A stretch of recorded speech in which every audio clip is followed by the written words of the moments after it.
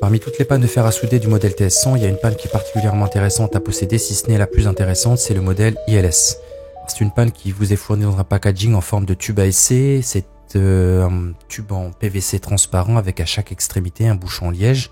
La panne est plantée dans un des bouchons pour éviter justement tout choc lors du transport. C'est un excellent packaging, rien à dire. Pour accéder à la panne, on retire le tube en plastique. Et on constate pas mal de choses sur cette panne. Déjà, la connectique est la même que les anciennes pannes. Et on remarque lorsque l'on démonte une ancienne panne qu'elles font exactement la même longueur. La particularité également, c'est qu'elle possède une petite pièce conique en métal qui se visse sur la panne, qui a plusieurs fonctions que je vous expliquerai par la suite. Là, on remarque que sur mes anciennes pannes, je laisse toujours de l'étain de manière à pouvoir les réutiliser sans mettre de décapant et d'éviter l'oxydation justement sur la pointe. La longueur des anciennes pannes font 10,5 et si on dépose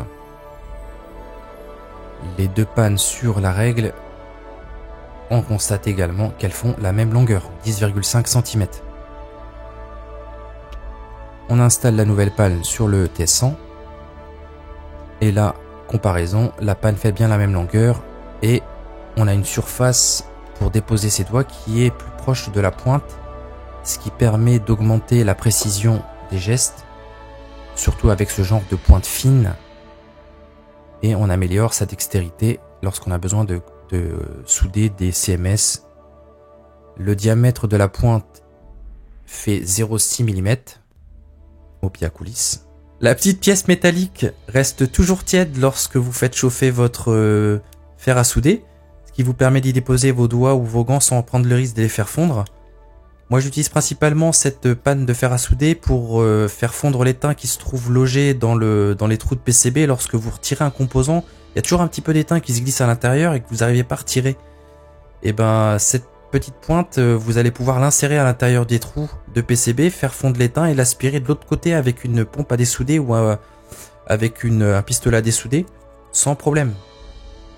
La petite pièce métallique peut se retirer et se remettre avec son pas de vis.